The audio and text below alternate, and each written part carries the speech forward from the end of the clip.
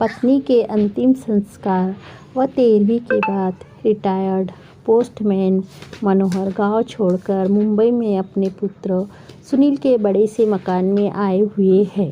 सुनील बहुत मनोहर के बाद यहाँ ला पाया है। यद्यपि वहाँ पहले भी कई बार प्रयास कर चुका था, किंतु अम्मा ही बाबूजी को यहाँ कहकर रोक देती थी कि कहाँ बेटे बहू की ज़िंदगी में दखल देने चलेंगे, यही ठीक है। सारी ज़िंदगी यहीं गुजरी है और जो थोड़ी सी बची है उसे भी यहीं रहकर काट लेंगे, ठीक है ना। बस बाबूजी की इच्छा मर जाती, पर इस बात पर कोई साक्षात अवरोध नहीं था और पत्नी की स्मृतियों में बेटे से स्नेह से अधिक ताकत नहीं थी, इसलिए मनोहर बम्बई आ ही गए। सुनील एक बड़ी कंस्ट्रक्शन कंपनी में इंजीनियर है। उसने आलीशान घर व गाड़ी ले रखी है। घर में घुसते ही मनोहर ठिठक कर रुक गए। गुदगुदी मैट पर पैर रखे ही नहीं जा रहे हैं।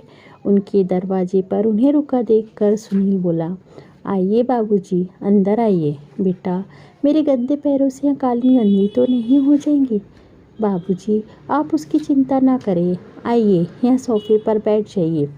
सहमे हुए कदमों में चलते ही मनोहर जैसे ही सोफे पर बैठे तो उनकी चीख निकल गई। अरे रे, मर गया रे। उनके बैठते ही नरम और गुदगुदा सोफा की गद्दी अंदर तक धंस गई। इससे मनोहर चिहुक कर चीख पड़े थे। चाय पीने के बाद सुनील ने मनोहर से कहा, बाबूजी, आइए आपको घर दिखा दूँ अपना। जरूर बेटा, चलो। बाबूजी, यहाँ लॉबी है जहाँ हम लोग चाय पी रहे थे। यहाँ पर कोई भी अतिथि आता है तो चाय नाश्ता और गपशप होती है। यहाँ डाइनिंग हॉल है, यहाँ पर हम लोग खाना खाते हैं। बाबूजी, यहाँ रसोई है और इसी से जुड़ा हुआ यहाँ भंडार घर है। यहाँ रसोई से संबंधित सामग्री रखी जाती है। यहाँ बच्चों का कमरा है। तो बच्चे क्या अपने माँ बाप के साथ नहीं रहते? बाबूजी, यह शहर है और शहरों में मुंबई है। यहाँ बच्चों को जन्म से ही अकेले सोने की आदत डालनी पड़ती है।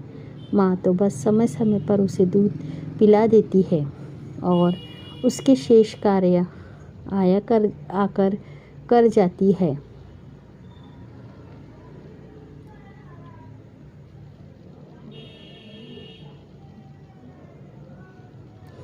थोड़ा ठहर कर सुनील ने आगे कहा, बाबूजी, यहाँ आपकी बहू और मेरे सोने का कमरा है और इस कोने में है गेस्ट रूम है।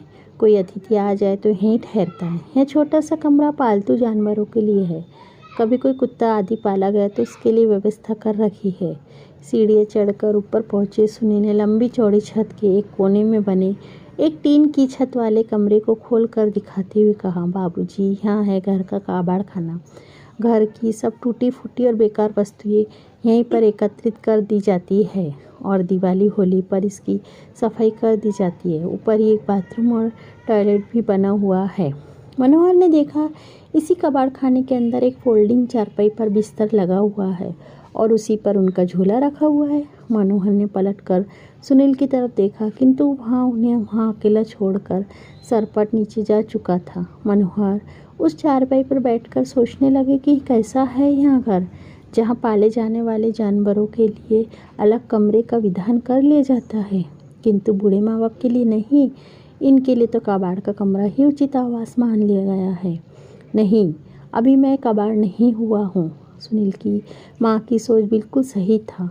मुझे यहाँ नहीं आना चाहिए था।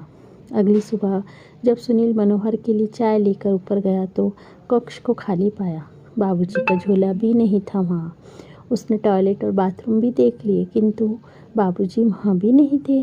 वहाँ झट से नीचे उतर कर आया तो पाया कि मेन गेट खुला हुआ है। उधर मनोहर टिकट लेकर गांव वापसी के लिए सवेरे वाली गाड़ी में बैठ चुके थे।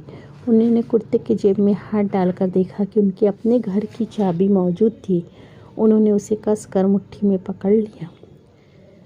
चलती हुई गाड़ी में उनके चेहरे को छू रही हवा उनके इस निर्णय को और मजबूत बना रही थी और घर पहुंचकर उन्होंने चैन की सांस ली।